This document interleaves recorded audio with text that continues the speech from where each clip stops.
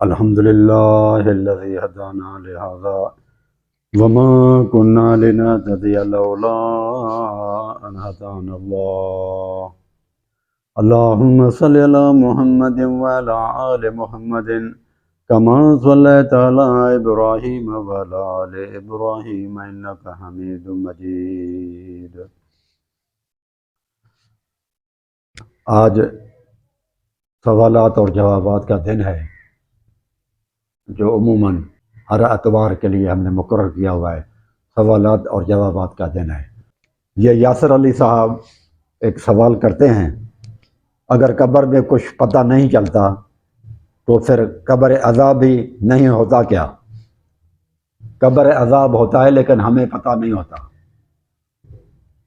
ایک ہے ہمیں پتہ ہونا چاہیے کسی چیز کا، اگر ہمیں پتہ نہیں ہوتا تو اس کا مطلب یہ نہیں ہے کہ وہ ان کو قبر کا عذاب نہیں ہو رہا.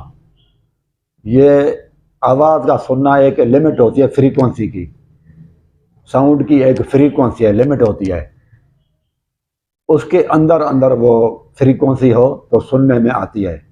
اگر فریکوینسی کم و بیش ہو جائے تو وہ آواز سنائی نہیں دیتا. تو اللہ تبارک و تعالیٰ وہ جو آواز کی فریکوینسی ہے دنیا کے اندر، قبر کے اندر وہ فریکوینسی ڈسٹرب ہو جاتی ہے. تو اگر وہ ان کو عذاب بھی ہو رہا ہو تو ہم سننے نہیں پائیں گے. تو یہ تو ہی سائنسی حساب سے میں نے آپ کو جواب دیا. لیکن قبر کے اندر برزخ میں عذاب تو ہوتا ہے. جیسے اللہ تبارک و تعالیٰ قرآن مجید میں فرماتا ہے وَحَاقَ بِآلِ فِرْعَوْنَ سُوءُ الْعَذَابِ النَّارُ يُعْرَضُونَ عَلَيْهَا غُدُوًّا وَعَشِيًّا وَيَوْمَ تَقُومُ السَّاعَةُ أَدْخِلُوا آلَ فِرْعَوْنَ أَشَدَّ الْعَذَابِ. یہ سورۃ مومن ہے، 24واں پارہ ہے، آیت نمبر 45 اور 46 ہے. اس میں اللہ تبارک و تعالیٰ فرماتا ہے اور فرعون والوں پر بری طرح کا عذاب الٹ پڑا. آگ ہے جس کے سامنے یہ ہر صبح اور شام لائے جاتے ہیں. آگ کے سامنے صبح و شام فرعون کی آل جو ہے پیش کی جاتی ہے.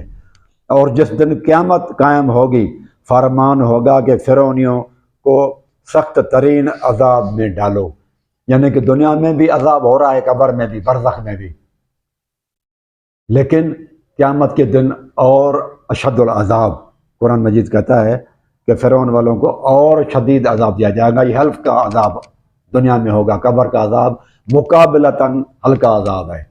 اس لیے کچھ لوگ دھوکہ کھا جاتے ہیں کہ وہ تو قبر سے اٹھنے کے بعد تو لوگ کہیں گے ہم تو سکون میں تھے، آرام میں تھے. تو جب ہلکی تکلیف ہو نا، بڑی تکلیف کے موجودگی میں، تو وہ وہاں پر لوگ ایسے ہی کہتے ہیں کہ یار یہ تو بہت بڑی تکلیف ہے، پہلے تو میں آرام میں تھا.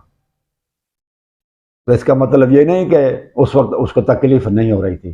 مقابلتاً نسبتاً وہ جو تکلیف ہوگی قیامت کے روز اور قبر کی جو تکلیف ہے اس کے مقابلتاً یا نسبتاً ہلکی ہوگی.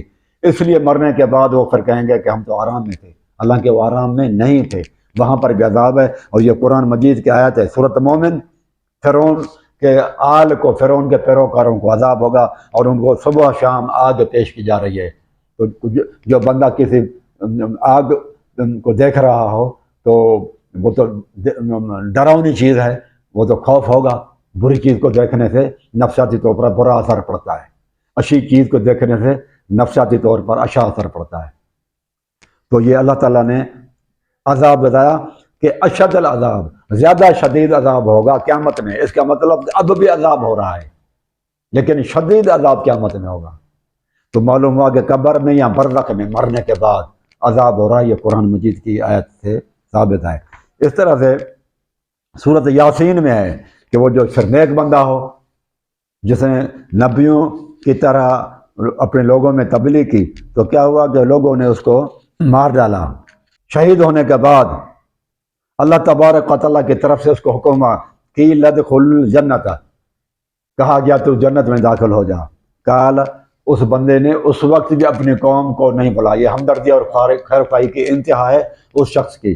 آپ دیکھیں کیا کہتا ہے، کالا یا لیت قومی یعلمون، کاش کہ میری قوم کو بھی یہ علم ہو جائے کہ میں کتنے مزے میں ہوں۔ تو اس کا مطلب یہ ہے کہ پوری جنت تو آخرت میں ملے گی ملے گی، لیکن قبر کے اندر بھی کچھ ہلکا تھا جنت کا جو ہے نا، کچھ ایسا جزئی طور پر جنت نیک بندوں کے لیے آرام گاہ بنائی جاتی ہے، اور کافر کے لیے جزوی عذاب تیار کیا جاتا ہے۔ قبر کے اندر بھی جزوی عذاب ہوگا، اور جزوی جنت جو ہے نا وہ مومن کے لیے ہے۔ یہ مومن کے لیے بھی میں نے آپ کو بتا دیا، اور وہ کافر فرعون کے لیے بھی بتا دیا کہ مومن مزے میں ہے قبر میں، اور وہ جہنم میں ہے، وہ عذاب میں ہے جو کافر ہوتا ہے۔ تو یہ قبر کا عذاب جو ہے نا، یہ قرآن مجید کی آیت سورۃ مومن سے ثابت ہوا، اور قبر میں جنت یہ سورۃ یاسین اور آیت نمبر 26 ہے، 26ویں آیت ہے قرآن مجید کی، کہ وہ بندے کو انہوں نے شہید کر دیا، قتل کر دیا نعرہ، پھر وہ بندہ بھولا نہیں اپنی قوم کو، مرنے کے بعد بھی اللہ تعالیٰ نے اس کو جنت دی، پھر بھی وہ کہتا ہے کہ میں کاش اے اللہ مجھے دنیا میں بھیج دے تاکہ میں ان لوگوں کو بتاؤں کہ بہت مزے کی زندگی ہے، اللہ کے رسولوں کی تابعداری کرو، فرمان برداری کرو۔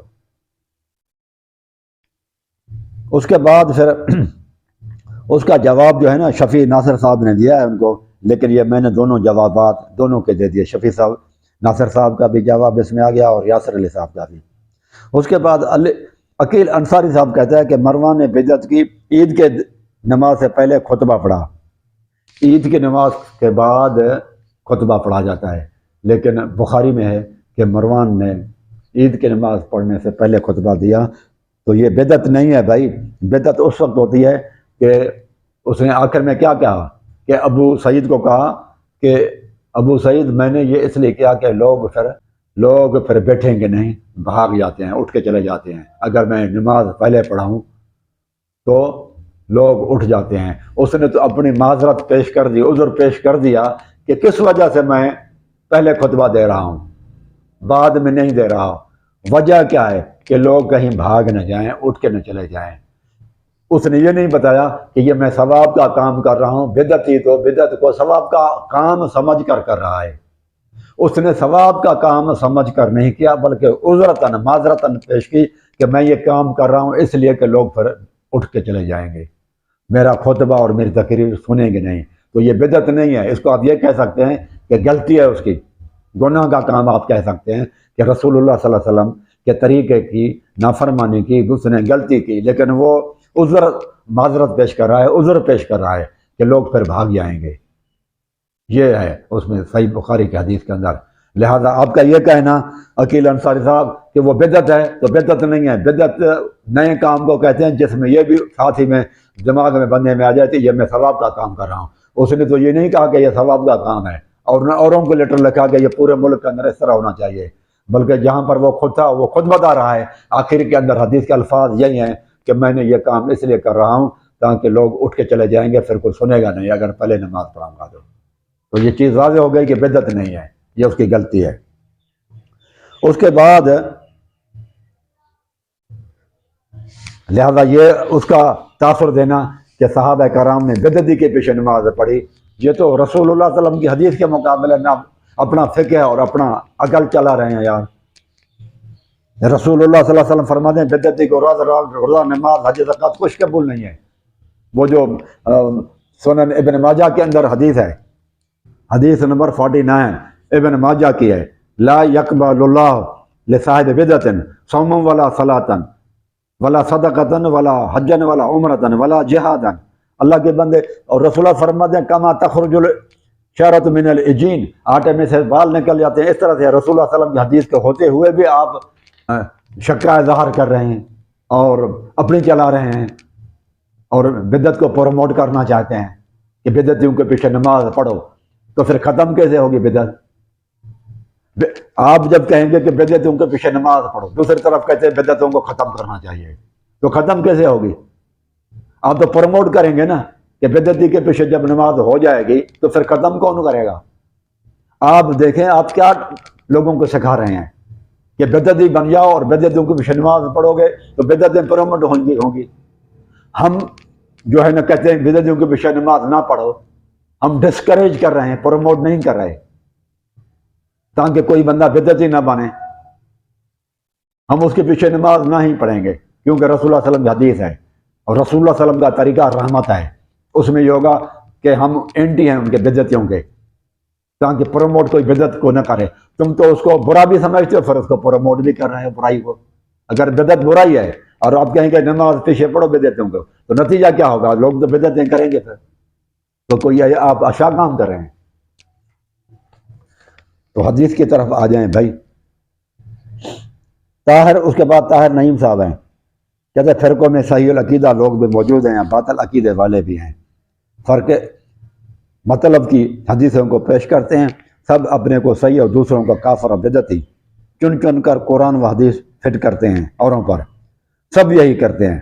نبی پاک کی بھائی سب ایسے نہیں کرتے، رسول اللہ صلی اللہ علیہ وسلم، اگر آپ کی بات مانے تو رسول اللہ صلی اللہ علیہ وسلم کی حدیث غلط ہو جائے گی، آپ مہربانی کر کے حدیث کی خلاف ورزی نہ کریں۔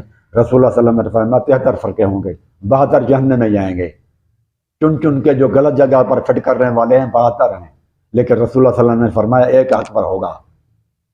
تو آپ سب کو تو نہ رگڑیں نا، 73 کو بھی آپ رگڑ جاتے ہیں 72 کے ساتھ ملا کے۔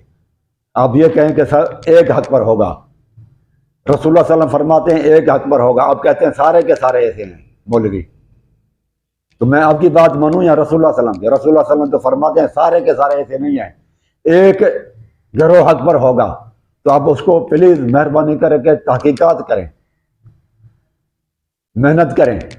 دنیا میں کوئی انجینئر بنتا ہے، ڈاکٹر بنتا ہے، کتنی محنتیں کرتے ہیں ہم، باہر ممالک تک جاتے ہیں، پڑھتے ہیں نا، کوئی بھی اسٹوڈنٹ ہے کالج میں پڑھتا ہے، یونیورسٹی میں پڑھتا ہے، کتنی محنت کرتا ہے۔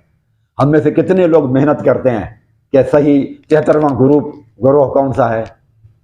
ایک مہینہ بھی ٹائم جو ہے نا، میں کہتا ہوں بلکہ ہم انہیں ایک دن 24 گھنٹے میں روزانہ ایک دن ایک مہینے تک، میں سمجھتا ہوں کہ ساری زندگی میں 73واں فرقہ جو حق والا فرقہ ہے اس کو ڈھونڈنے کے لیے، اس کی تحقیقات کرنے کے لیے کون سا ہے، میں سمجھتا ہوں کل ملا کے ہم اپنی زندگی کا حصہ سارا کا سارا دنیاوی کاموں میں ختم کرتے ہیں، 24 گھنٹے بھی نہیں لگاتے، 24 گھنٹے بھی دین کو ہم نے نہیں دیے کہ 72 فرقوں میں سے صحیح فرقہ کون سا ہے، 73واں کون سا فرقہ ہے، اس کے لیے 24 گھنٹے بھی زندگی میں ہم نہیں لگاتے، اور فتویٰ سب کے اوپر دے دیتے ہیں کہ سب پھر صحیح ہیں۔ ہماری حالت تو یہ ہے کہ مٹکا خریدنے جاتے ہیں، کوئی چیز خریدنے جاتے ہیں، کپڑا خرید کرنا چاہتے ہیں تو 10 دکانیں پھرتے ہیں، لیکن دین کی باتیں آنکھیں بند کر کے لے لیتے ہیں، تحقیقات نہیں کرتے۔ تو دین کی اہمیت ہمارے نزدیک تو یہ ہے، پھر ہم کہتے ہیں کہ ہم صحیح حق پر ہیں اور اللہ تعالیٰ ہمیں جنت میں دے دے۔ جنت اتنی آسان نہیں ملے گی، اس کے لیے تگ و دو کرنی پڑے گی، کوشش کرنی پڑے گی، کچھ وقت تو نکالیں، 73 فرقے میں سے ڈھونڈیں نا کہ 73واں کون سا ہے، 72 کون سے ہے، کوشش تو کریں آپ۔ نبی پاک اس کے بعد وہ کہتے ہیں طاہر نعیم صاحب، نبی پاک کے اہل بیت صرف 5 تن ہیں، 5 تن بھائی اگر ہے تو پھر حضرت عباس جو علی رضی اللہ تعالیٰ عنہ کا بیٹا ہے وہ کدھر جائے گا؟ اور علی رضی اللہ تعالیٰ عنہ کی بیٹی ہے بی بی زینب جو کربلا میں امام معصوم امام حسن کے ساتھ تھی، کیا کہیں گے آپ ان کو؟ اس کے بعد اس کی اور بہن ہے ام کلثوم، تو یہ ان کا خاندان آپ کیسے، یہ پورا خاندان جتنا ابو طالب اور بنو ہاشم ہے یہ سارے کے سارے اہل بیت ہیں، حضرت عباس کے اولاد بھی، علی رضی اللہ تعالیٰ عنہ کے اولاد بھی، حضرت علی کے اور بھی بیٹے ہیں، ان کو کیوں آپ اہل بیت سے نکال رہے ہیں؟ دشمنی تو آپ کر رہے ہیں نا اہل بیت سے، حضرت حسن اہل بیت ہے، ان کی اولاد کو کیوں نکالتے ہیں کہ وہ اہل بیت نہیں ہیں؟ اس لیے ہمارے بھائی لوگ شیعہ جو ہے وہ حسینی تو کہلاتے ہیں، حسنی آپ کو کہتے ہوئے شرم ان کو آتی ہے کہ ہم حسنی نہیں ہیں، کیونکہ مزے کے ساتھ انہوں نے صلح کر لیا تھا۔ حسنی مجھے بتاؤ کہ کون سا حسنی ہے عالم شیعوں کا؟ وہ حسینی تو سب لکھتے ہیں، اور حسنی آپ نے نہیں سنا ہوگا کہ کسی نے اپنا لقب میں آخر میں حسنی لکھا ہوا ہو۔ ہاں بروہیوں کا ہے کہ بلوچستان میں قبیلہ ہے حسنی، وہ کہلاتے ہیں حسنی، ورنہ کون سا شیعہ بڑا عالم ہے جو کہتا ہے کہ میں حسنی ہوں؟ تو وہ کہتے ہیں کہ نبی پاک کے اہل بیت تو صرف 5 تن ہیں. نہیں بھائی، میں امام غازی عباس کو بھی اہل بیت ماننے کے لیے تیار ہوں، اور بی بی زینب کے. آپ نہیں اہل بیت کو ان کو مانتے ہیں، دشمنی رکھتے ہیں، تو آپ کی مرضی ہے. ہم تو یہی چاہیں گے کہ اللہ تعالی ہمیں امام حسن اور غازی عباس اور امیر معاویہ، جن کے ساتھ حسن سلوک کر کے انہوں نے حکومت دی، اللہ تعالی ہمیں ان کے ساتھ اٹھائے، کیونکہ یہ ایک ہی ہیں، ان کے ساتھ کوئی دشمنی نہیں تھی. اچھا سمجھ کر ہی حکومت دی تھی، برا سمجھ کر حکومت نہیں دی تھی. امام حسن آج آپ ان سے لڑ رہے ہیں، دشمنی کر رہے ہیں اہل بیت کی محبت میں، تو کیا اتنی بھی امام حسن کو محبت نہیں تھی اہل بیت سے؟ اس کو یہ پتہ نہیں تھا کہ میرے باپ کے ساتھ یہ لڑتا چلا آ رہا ہے؟ اگر ہوتا نا، جنگ صفین اور یہ وہ لگ چکی ہوتی اور حضرت علی کے ساتھ لڑائی اس نے کی ہوتی، تو یقیناً امام حسن ان کو حکومت نہ دیتا. یار باغی آپ سمجھتے ہیں باغی ہے، امام حسن سمجھتے ہیں وہ باغی نہیں ہے. مرزا صاحب، محمد علی صاحب، وہ کہتے ہیں کہ یہ باغی ہیں امیر معاویہ. اگر یہ امیر باغی تھا تو امام حسن نے باغی کے ساتھ کیسے سلوک کیا؟ وہ تو قرآن تو کہتا ہے باغی کے ساتھ تو قتال کرو، اس کو تو قتل کرنا ہے. پوری دنیا میں انٹرنیشنل یونیورسل لا ہے کہ باغی کی سزا قتل ہے، غیر مذہب میں چاہے اسلام میں بھی، کہ باغی کی سزا قتل ہوتی ہے. تو مجھے بتاؤ، امام حسن نے قتل تو اس کو راضی نہیں کیا، علی رضی اللہ تعالیٰ عنہ بھی تحکیم پہ راضی ہوئے، وہ بھی کہتے ہیں آ جاؤ سلو کرتے ہیں. پھر حضرت حسن بھی سلو کرتے ہیں، اور قرآن مجید اور رسول اللہ علیہ وسلم کی حدیث کی نافرمانی کی کہ باغی کو قتل کرو. رسول اللہ علیہ وسلم کی صحیح بخاری میں بھی حدیث ہے نا، اور قرآن مجید کے آیت بھی ہے، وَإِن طَائِفَتَانِ مِنَ الْمُؤْمِنِينَ اقْتَتَلُوا فَأَصْلِحُوا بَيْنَهُمَا فَإِن بَغَتْ إِحْدَاهُمَا عَلَى الْأُخْرَى، ایک باغی ہو جائے دوسرے کا، فَقَاتِلُوا الَّتِي تَبْغِي حَتَّىٰ تَفِيَ إِلَىٰ أَمْرِ اللَّهِ، اس کے ساتھ قتال کرو، لڑائی کرو جب تک کہ وہ واپس نہ آ جائے. تو امام حسن نے، حضرت علی نے ان کو باغی سمجھ، اگر رسول اللہ صلی اللہ علیہ وسلم کی حدیث کے حساب سے باغی سمجھ رہے ہوتے تو ان کے ساتھ قتال کرتے، جنگ کرتے، ان کو قتل کرتے امیر معاویہ کو. نہ علی رضی اللہ تعالیٰ عنہ نے قتل کیا، نہ امام حسن نے قتل کیا. اس کا مطلب وہ اس کو باغی نہیں سمجھ رہے تھے، تم لوگ سمجھ رہے ہو. اس وقت کے لوگوں کی گواہی تم سے زیادہ مضبوط ہے. اس وقت کے لوگوں نے، کسی نے ان کو باغی نہیں سمجھا، تم لوگ ان کو باغی سمجھ رہے ہو. مرزا صاحب وہ باغی سمجھ رہے ہیں. مجھے بتاؤ کہ ہم حضرت علی کے پیروکار، حضرت علی کے مفہوم کو لیں گے، امام حسن کے فہم کو لیں گے، یا مرزا علی کے مفہوم کو ہم لیں گے؟ کس کی طرف ہم جائیں، کس کی بات کو مانیں؟ انہوں نے تو نہیں سمجھا، انہوں نے تو اس کو قتل نہیں کیا. اگر باغی سمجھتے تو قتال کرتے، اگر باغی سمجھنے کے باوجود سلو کیا تو قرآن مجید کے نافرمانی کے گناہ گار ٹھہرتے ہیں. علی رضی اللہ عنہ بھی گناہ گار ٹھہرتے ہیں، امام حسن بھی گناہ گار ٹھہرتے ہیں کہ رسول کو کہے کہ اس کو قتل کرو اور وہ تو ان کے ساتھ سلو کر رہے ہیں. یا پھر یہ کہو کہ باغی نہیں تھے تو پھر وہ بچ جائیں گے، گناہ گار نہیں بنیں گے اس معاملے میں. حضرت علی اور امام حسن، حضرت حسن اور حضرت امام حسین بیعت کر رہے ہیں ان کے ساتھ سامنے، اور قیس بن سعد بن عبادہ جو جنرل تھا ان کا، وہ بیعتیں کر رہے ہیں، اور آپ ان کو باغی کہہ رہے ہیں. کیا رسول اللہ صلی اللہ علیہ وسلم کو اس حدیث کا علم نہیں تھا؟ محمد علی مرزا کو ہوا ہے، حضرت حسن کو پتہ نہیں تھا، حضرت حسین کو پتہ نہیں ہے، قیس بن سعد بن عبادہ کو پتہ نہیں ہے، اور صحابہ کو پتہ نہیں ہے جنہوں نے بیعتیں کی. ان کو پتہ پڑا ہے آج. اس وقت کے لوگ سب ایسے تھے، ان کو غیرت آ گئی ہے زیادہ. تو برے کے القاب شیطان کافر قادیانی کہتے ہیں، یہ نہیں کرنا چاہیے. برے القاب سے اللہ تعالیٰ منع کرتا ہے. وَلَا تَلْمِزُوا بِالْأَلْقَابِ، سورۃ حجرات میں ہے، ایک دوسرے کو برے القاب سے نہ پکارو. اللہ تعالیٰ ہمارا خاتمہ اہل بیت کے ساتھ کرے. ہم بھی کہتے ہیں اللہ تعالیٰ ہمارا خاتمہ اہل بیت کے ساتھ بھی کرے اور معاویہ کے ساتھ بھی کرے، کیونکہ معاویہ بھی اہل بیت کا دشمن نہیں تھا. امام حسن حسین اس کے ساتھ ہیں، تو پھر ہم کیوں بھاگے ان سے؟ انہوں نے بیعت کی ہوئی ہے. ہم بھی اس کو اشا کہیں گے جس کو امام حسن اشا کہیں، جس کے ہاتھ پر بیعت کریں. علی رضی اللہ تعالیٰ عنہ جس کے ساتھ سلو کریں، ہم بھی اس کے ساتھ سلو کے ساتھ رہیں گے. ہم ان کے ساتھ ٹکر نہیں کہیں گے جن کے ساتھ علی نے ٹکر نہیں کھائی. تم کھاتے ہو، علی کے دشمن بنتے ہو، علی رضی اللہ تعالیٰ عنہ کا طریقہ چھوڑ دیتے ہو، امام حسن حسین کا چھوڑ دے کوئی تو ہمیں کوئی پرواہ نہیں ہے، بھلی کر لے وہ. آپ غازی عباس اور بی بی زینب کو اور ام کلثوم کو نہیں مانتے تو نہ مانیں۔ پھر کسی اور صاحب نے لکھا ہے، محبوب شریف نے، بے وقوف بات مت کرو، اللہ تعالیٰ کہتا ہے کہ اولیاء کو نہ خوف ہے نہ غم ہے، وہ سب زندہ ہیں، شہید زندہ ہیں۔ اللہ کے بندے، خوف شہید زندہ تو ہیں، قرآن مجید کی آیت ہے، لیکن اللہ تعالیٰ یہ بھی تو فرماتا ہے وَلَٰكِن لَا تَشْعُرُونَ وَلَا تَقُولُوا لِمَن يُقْتَلُ فِي سَبِيلِ اللَّهِ أَمْوَاتٌ بَلْ أَحْيَاءٌ۔ اللہ تعالیٰ فرماتا ہے وَلَٰكِن لَا تَشْعُرُونَ وَلَا تَقُولُوا لِمَن يُقْتَلُ فِي سَبِيلِ اللَّهِ أَمْوَاتٌ بَلْ أَحْيَاءٌ، بلکہ وہ زندہ ہیں، وَلَٰكِن لَا تَشْعُرُونَ، لیکن تمہیں شعور نہیں دیا گیا کہ کس طرح سے زندہ ہے۔ آیا ان کی زندگی، میں بھی کہتا ہوں زندہ ہیں، کیونکہ قرآن کہتا ہے زندہ ہیں، آپ بھی کہتے ہیں زندہ ہیں، لیکن آپ کہتے ہیں کہ دنیاوی زندگی میں زندہ ہیں، تو میں کہتا ہوں دنیاوی زندگی میں زندہ نہیں ہیں، برزخ میں زندہ ہیں، برزخی زندگی میں زندہ ہیں، دنیا کی زندگی سے چلے گئے، دنیا سے زندگی سے چلے جانے کو کہتے ہیں موت۔ تو وفات آ چکی ہے، ان کے جسد مبارک سے روح پرواز کر چکی ہے، وہ بھی زندہ ہیں، کیونکہ قرآن کہتا ہے۔ لیکن کہاں پر؟ آپ کہتے ہیں دنیاوی زندگی ہے ان کی، میں کہتا ہوں دنیاوی زندگی نہیں، برزخی زندگی ہے، دنیا سے چلے گئے۔ اگر آپ مانتے ہو کہ نہیں دنیا کی زندگی میں ہی ہے، تو پھر مرنے کے بعد شہید کی بیوی کو دوسرا شوہر سے شادی کرنے کی اجازت، نکاح کرنے کی اجازت کیوں دیتے ہو؟ وہ علماء جو کہتے ہیں کہ شہید زندہ ہیں اور دنیاوی زندگی ہے، تو پھر وہ سوچیں کہ پھر وہ کس طرح، کس حساب سے زندہ کی بیوی کو دوسروں کے حلال اور نکاح کے لیے جائز کس طرح سے قرار دیتے ہیں۔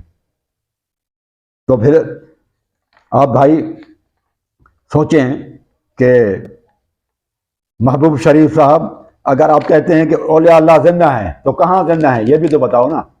زندہ ہیں میں بھی کہتا ہوں، لیکن دنیا میں نہیں ہیں، دنیا سے چلے گئے، برزخی زندگی میں وہ وہاں پر زندہ ہیں، اللہ ان کو رزق دیتا ہے، کھاتے پیتے ہیں، لیکن دنیا میں نہیں آتے، وہ اچھی زندگی کو چھوڑ کر بری زندگی میں نہیں آئیں گے، بس ہو چکا تو ہو چکا، اب نہیں آئیں گے وہ ادھر۔ اگر ادھر آنا تھا تو پھر اللہ کے بندو اگر دنیا میں زندہ ہیں تو پھر آپ ان کو کس طرح سے کہتے ہیں کہ ان کی بیویوں کو مرنے کے بعد، کیا شہید کی بیوی کو بعد میں مرنے کے بعد وہ دوسری کسی سے شادی نہیں کر سکتی؟ منع دکھاؤ، کر سکتی ہے۔ شہید کی عورتیں، یہ جتنے بھی شہید ہوتے ہیں فوجی وغیرہ دنیا کے اندر، تو ان کے یہاں لوگ جو ہیں مختلف، تو ان کی بیویاں دوسری شادی نہیں کرتے، لیکن زندہ آدمی کی بیوی دوسرے سے شادی کرے تو وہ تو گناہ ہے کہ شوہر کی موجودگی میں، شوہر کے ہوتے ہوئے اس عورت نے دوسرے آدمی سے شادی کیسے کر لی؟ آپ کی منطق یہ عجیب ہے، آپ کا عقیدہ یہ خراب ہے۔ تو یہ آپ سورۃ بقرہ کی آیت اللہ تعالیٰ فرماتا ہے کس طرح سے زندہ ہیں تمہیں پتہ نہیں ہے، یعنی کہ دنیا کی زندگی میں نہیں ہے، وہ آخرت کی زندگی میں وہاں پر ہیں۔ اور سوال ہے کہ مول صاحب قاتل عمار کا مفہوم آپ نے غلط کیا ہے، امام حسن نے فتنہ ختم کرنے کے لیے حکومت دی تھی۔ ٹھیک ہے، امام حسن نے دو چیزیں ہیں، ایک ہے فتنہ مسلمانوں کی ترقی کے لیے اور ایک ہے دین کی ترقی کے لیے۔ امام حسن نے دیکھا کہ مسلمانوں میں گڑبڑ ہے، لیکن وہ یہ سمجھ رہے تھے کہ دین کی نافرمانی ہوگی، یعنی کہ امام حسن نے دین کو اہمیت نہیں دی، مسلمانوں کو اہمیت دی۔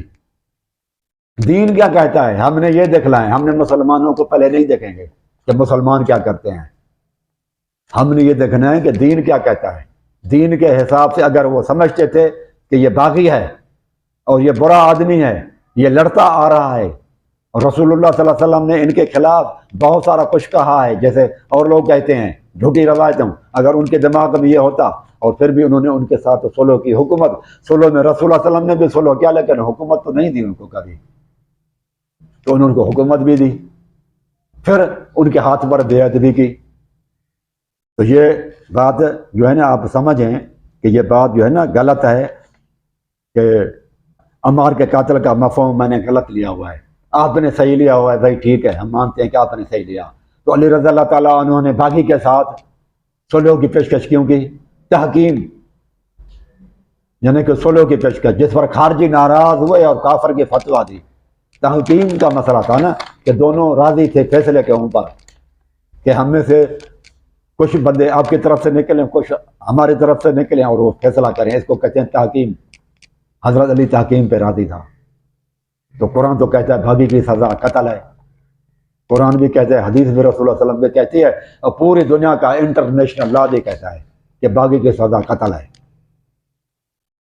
تو حضرت علی نے بھی قرآن کی آیت پر بھی عمل نہ کیا، نہ حدیث پر کیا، نہ امام حسن نے کیا، نہ امام حسین نے کیا، کوئی باغی سے نہیں لڑا۔ یہ عجیب معاملہ ہے۔ اس طرح سے تو پھر وہ گناہ گار بنتے ہیں۔ آپ کی بات کو مانیں تو علی رضی اللہ تعالیٰ عنہ، حضرت حسن، امام حسین جنہوں نے بیعت کی، وہ سب گناہ گار بنیں گے۔ استغفر اللہ معاذ اللہ۔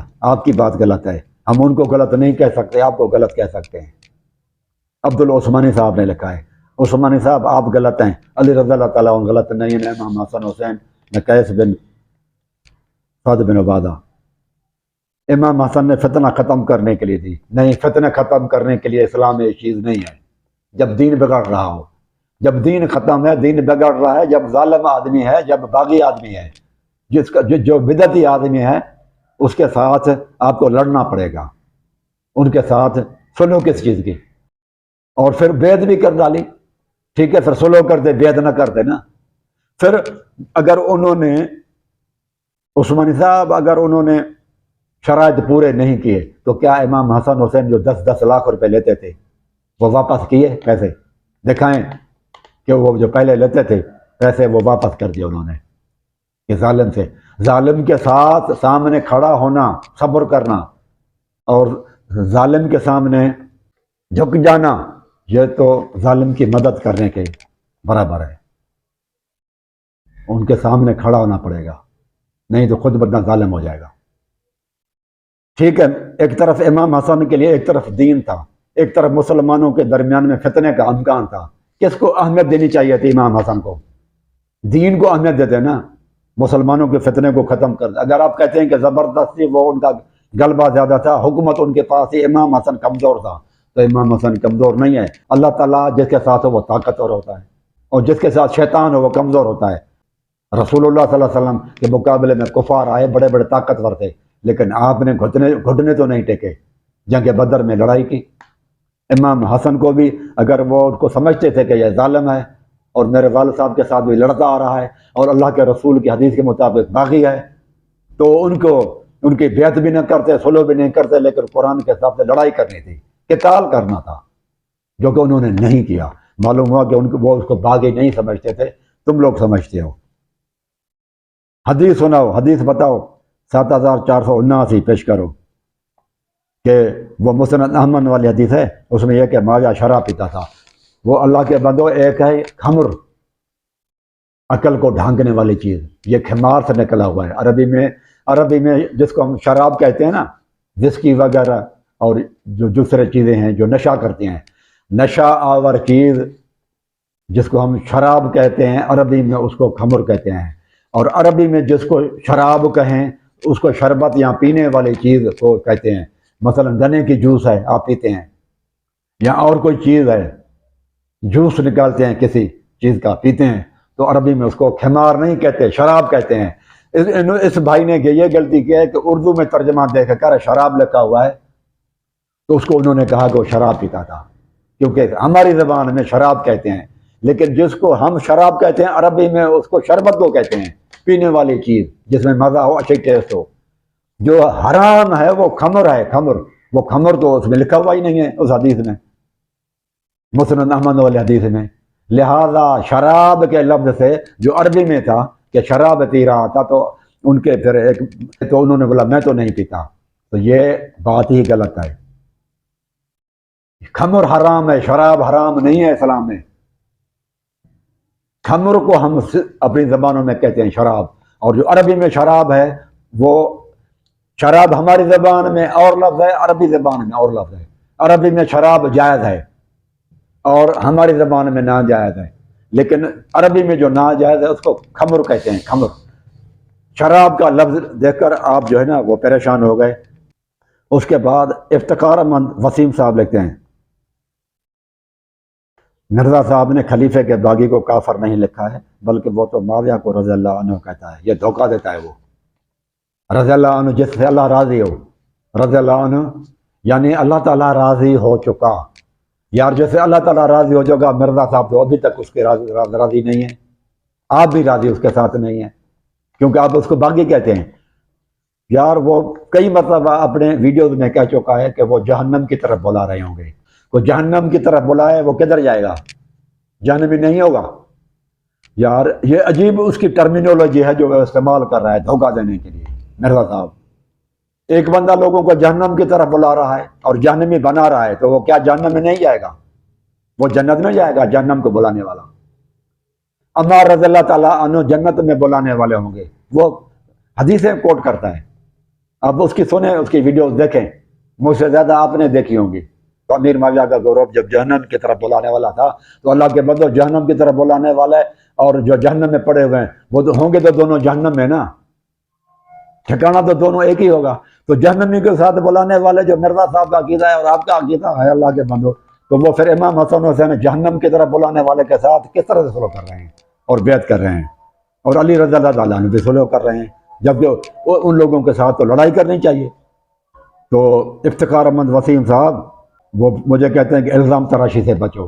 آپ یعنی کہ الزام لگا رہے ہیں، جو بندہ جہنم کی طرف بلائے اور جو بندہ جہنمی ہو، دونوں کا ٹھکانہ تو ایک ہی ہے، جہنم ہے. تو جہنمی ہوا نا، ایک ہی جگہ ہوں گے دونوں. ایک اور صاحب لکھتے ہیں، او بڈھے رب سے ڈرو، حسن و حسین کی بیعت مشروط تھی، خلاف ورزی معاویہ نے کی، بیٹوں کو خلافت دی. یہ کہیں بھی شرط لکھی ہوئی نہیں تھی. اور امام حسن حسین شیعہ بھائی کو عقیدہ ہے کہ علم غیب رکھتے ہیں. امام وہ ہوتا ہے جس کو ما کان و ما یکون کا علم ہو. صحیح اصول کافی میں حدیث ہے، شیعہ بھائیوں کا عقیدہ ہے کہ جو کچھ وہ قرآن مجید کی آیت پیش کرتے ہیں، وَكُلَّ شَيْءٍ أَحْصَيْنَاهُ فِي امام مبین، امام مبین کو ہر چیز کا علم دیا گیا ہے. ہم یہ ترجمہ نہیں مانتے، سنی حضرات یہ ترجمہ نہیں مانتے. شیعہ یہ مانتے ہیں کہ امام مبین کو ہر چیز کا علم ہے، وہ قرآن کی آیت پیش کرتے ہیں. اصول کافی میں بھی لکھا ہوا ہے کہ کان وما یکون، جو کچھ ہو چکا ہے اور ہونے والا ہے سب کا امام کو پتہ ہوتا ہے. تو جب امام حسن کو معلوم تھا کہ معاویہ اپنے بیٹے کو خلافت دے گا اور خلاف ورزی کرے گا، تو جان بوجھ کر کیوں دی؟ گناہ گار ہوئے کہ نہیں ہوئے حضرت حسن؟ امام حسین کو بھی پتا تھا کہ اپنے بیٹے کو دے گا، پھر شرط اور شروط کو توڑے گا. اب مجھے بتاؤ کہ امام حسن حسین بھی گناہ گار ہوئے یا نہیں ہوئے؟ جان بوجھ کر، پتہ بھی تھا پھر بھی دیا ان کو کہ شرائط کو توڑے گا اور بیٹے کو بھی دے گا. جس کو پتہ نہ ہو تو پھر تو اور بات ہے. لیکن شیعہ کا عقیدہ ہے کہ امام کو تو کائنات کا سب کا علم ہے، جو بھی امام ہے. 12 امام ہیں، 12 اماموں کو کائنات کی ایک ایک چیز کو جانتے ہیں، حتیٰ کہ مرتے بھی اپنی مرضی سے ہیں، ان کو پہلے ہی پتہ ہو جاتا ہے، اجازت لی جاتی ہے. تو مجھے بتاؤ یہ ان کی نزدیک، ہمارے نزدیک تو وَكُلَّ شَيْءٍ أَحْصَيْنَاهُ فِي امام مبین، امام مبین کہتے ہیں ہمارے نزدیک لوح محفوظ میں، کہ لوح محفوظ میں ہر چیز کا علم ہے. وہ کہتے ہیں امام مبین سے مراد ہے امام، 12 امام مراد ہیں، ان کو ہر چیز کا علم ہے. تو اس حساب سے تو وہ خود امام حسن و حسین کو گناہ گار بنا رہے ہیں. آپ یہ پتہ بھی تھا پھر بھی شرائط کے تحت سلو کر دی. اور بنو امیہ سے پیار ہے تو بنو امیہ سے اٹھو، پتہ چل جائے گا کہ ابو سفیان کا خاندان کیسے ہے. کہ علی محمد لون صاحب ہیں، اس نے یہ لکھا ہے حدیث بخاری کی 2409. جب ہم نے یہ حدیث اس کو لکھی کہ بھائی 2409 حدیث میں یہ نہیں مل رہی، آپ کون سی حدیث پیش کر رہے ہیں وہ ہمیں ذرا بتائیں، کہ تاکہ ہم دیکھیں کہ ابو سفیان کا خاندان کیسا ہے. وہ تو بخاری میں ہے ابو سفیان کا خاندان کیسا ہے. ہندا کو اللہ کے رسول کہتے ہیں کہ آپ لوگوں سے بھی ایضاً میں بھی والذی نفسی بیدہ، اللہ کی قسم جس کے ہاتھ میں محمد صلی اللہ علیہ وسلم کی جان ہے، اگر آپ میرے خاندان سے محبت کرتی ہیں تو میرا بھی یہی حال ہے، میں بھی آپ کے خاندان سے محبت کرتا ہوں. رسول اللہ صلی اللہ علیہ وسلم جس کے لیے قسم اٹھا کر بات کرے بخاری کی. اب آپ کے پاس یہ ہے کہ ابو سفیان کا خاندان کیسا ہے. جب ہم نے ان کو یہ حدیث لکھی کہ یہ تو نہیں مل رہی، تو انہوں نے کئی دن ہو گئے بھائی نے جواب ہی نہیں دیا. پھر ایک اور صاحب نے لکھا ہے حضرت ادھوری بات نہ بتاؤ، صلح کی بات پہلے معاویہ نے کی تھی، ٹھیک ہے، صلح کی بات جو کرنے والا وہ صالح بندہ ہوتا ہے نا، نیک بندہ ہوتا ہے جو کہتا ہے کہ خون رزی نہ ہو، تو یار یہ تو اشائی ہے نا، امیر معاویہ کی برائی تو نہیں ہے۔ یہ محبوب صاحب لکھ رہے ہیں اگر انہوں نے صلح کی آفر کی تو صلح کی آفر کرنے والا کون ہوتا ہے؟ اس کا مطلب وہ ظالم نہیں تھا، تو یہ تو اچھے آدمی کی نشانی ہے، تو اس میں برائی کی کون سی بات ہے؟ طیب حسنی صاحب کہتا ہے کہ آپ کی بات مانے تو حدیث نمبر 2812 بخاری کہاں جائے گی جو مرزا صاحب نے اپنی بوتل پر رکھی ہوئی ہے حضرت عمار بن یاسر کی کہ یہ جنتی ہے، جو اس کو قتل کرے گا سامان لوٹے گا وہ جہنمی ہے، یہ حدیث کہاں جائے گی؟ اگر آپ کی بات مانے، یعنی اب میری کون سی بات مانے؟ یہ بات مانے کہ عمار بن یاسر نے جو ہے رسول اللہ صلی اللہ علیہ وسلم کے شان میں غلط الفاظ کہہ کر اپنی جان بچائی تھی، وہ جو میں نے جو پہلے حدیثیں شیعہ کتب سے بھی دی تھی، تفسیر قمی، تفسیر صافی سے بھی، اور تفسیر در منصور سے، وہ بھی پہلے ہم دے چکے ہیں، اور یہ تو تقریباً ہر جگہ پہ ہے۔ تفسیر ابن کثیر کو بھی دیکھیں گے، اس میں بھی آپ کو مل جائے گی۔ تو کہتے ہیں اگر یہ آپ کی بات مانے تو یہ حدیث جس میں یہ ہے کہ ان کی شان بیان کی گئی ہے، آپ غلطی بیان کر رہے ہیں، تو یہ غلطیاں کرنا بخاری کہاں جائے گی یہ حدیث؟ بھائی یہ بات یہ ہے کہ یہ دونوں حدیثیں صحیح ہیں، دونوں حدیثیں صحیح ہیں۔ عمار بن یاسر جنتی ہے، والسابقون الاولون میں داخل ہے، لیکن وہ میں نے جو حدیث بیان کی اس میں یہ ہے کہ کسی کو آپ اتنا بھی غلو نہ کریں، شان اس کا اتنا نہ بڑھائیں تو اس کو آپ معصوم بنا ڈالیں، اور دوسرے کو آپ بالکل زیرو کر دیں۔ ایک کو زیرو کرنا اور ایک کو ہیرو کرنا یہ چھوڑ دیں، کیوں؟ صحابہ ہیں دونوں، اور یہ قرآن مجید کی آیت ہے۔ عمار بن یاسر کی یہ غلطی ہوتی ہے نا، یعنی کہ اللہ تعالیٰ نے رسول اللہ صلی اللہ علیہ وسلم یہ بتا کے یہ اللہ تعالیٰ نے ان سے غلطی کروائی، یہ ثابت کرنے کے لیے کہ عمار بن یاسر کو معصوم نہ سمجھ لینا، اتنی تعریفیں نہ کرنا کہ رسول سے جا کر ملا ڈالو، کیوں کہ انسان خطا کار ہے، وہ تھے تو بشر نا، انسان تھے نا، اور انسان سے خطا ہوتی ہے۔ امیر معاویہ سے بھی خطائیں ہوئی ہیں، عائشہ صدیقہ سے بھی خطا ہوگی، ابو بکر سے بھی خطا ہوگی، عمر فاروق سے بھی خطا ہوگی، علی رضی اللہ تعالیٰ عنہ سے بھی خطا ہوگی، امام حسن حسین سے بھی خطا۔ یار جب آدم علیہ السلام سے خطا ہوئی ہے، یونس علیہ السلام نبی ان سے خطا ہوئی ہے، تو صحابہ سے بھی غلطیاں ہوں گی، لیکن صحابہ کی غلطیاں اور ہماری غلطیوں میں فرق ہے۔ اللہ تعالیٰ فرماتا ہے قرآن مجید میں ان الحسنات یذہبن السیئات، صحابہ اگر غلطیاں کریں تو ان کے اندر نیکیاں بہت زیادہ ہیں۔